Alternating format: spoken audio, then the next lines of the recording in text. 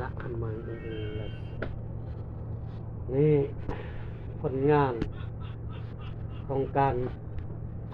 ได้ซีนอาสุซะน้องน้องซื้อเองเฮ็ดเองกินเองนี่โอ้ได้ซีนงัวเฮ็ดซีนหลอดโอ้แซ่บนี่มันแม่นธรรมดาพี่น้องเอ้ยมีหยังเถอะเบิ่งนำกันเราเด้อนี่ความมันคักเป็นซีนหลอดนี่สิเฮ็ดซีนหลอดต่อไปนี่ของดีมีหน่อยแม่นบ่นี่ละกำลังนี่สิซอยอีกเป็นเส้นน้อยๆตากไว้เพื่อได้กินต่อไปกินหลายกินยาวนานกันเฮ็ดตอนใหญ่ๆเราจะได้กิน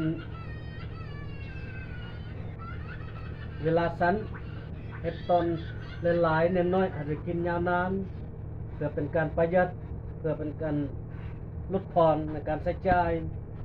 อันนี้คือนั่นนี่แล้วใจแล้วก็เฮ็ดแบบได้สิประหยัดก็เฮ็ดแน่นอนเพื่อให้ได้กินดนมันสิเฮ็ดซื้อหลายก็กินปุ๊บปั๊บหลายบัดเดียวก็บ่เกินเราก็คำนึงถึงครอบครัวแล้วเว้ยคำนึงถึงงบประมาณในครอบครัวเฮานั่นได้มันสิเป็นไปได้เฮ็ดเองเฮ็ดแน่นอนแม่นว่าสมสีสมหาเลยอีหยังก็ได้บางคนก็ผิดกันย้อนเด้เกี่ยวกับงบประมาณในครอบครัวนะกันว่าบริหารบ่เป็นบริหารบ่ได้โอ้ยลูกเมียก็อยู่บ่ได้ในบ้านนี่อยากให้กันเคียงกันย้อนบ่มีงบก็ได้เอาไปมาแล้วโอ้ยจนฮอดฆ่ากันก็มีบางครอบครัวก็ย้อนงบประมาณแต่มันสุกเสินในครอบครัวคือเฮาอันนี้ฮู้จักเองแน่นี่ไผเนาะ เฮ็ดน้อยเฮ็ดเป็นหลอดน้อยๆแล้วก็ตากไว้เอากินหลายครั้งเงินนอกอ่ะการใช้จ่ายเฮาก็ลดผ่อนแน่จังหน่อยบ่แม่นสิกินตะปึดตะพือตามนั้นเฮากินก็ซ้ำนี้สั่งได้กินมันบ่ให้ขาด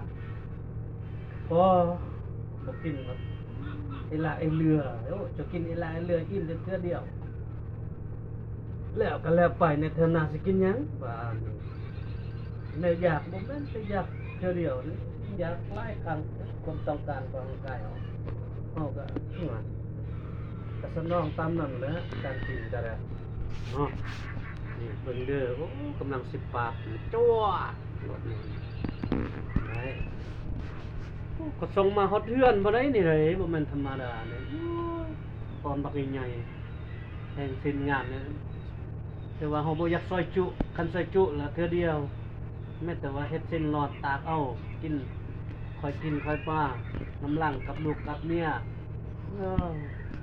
นี่แหละเอิ้นว่าคนมีทางด้านเล็กคิดหลาย จบเท่านั้น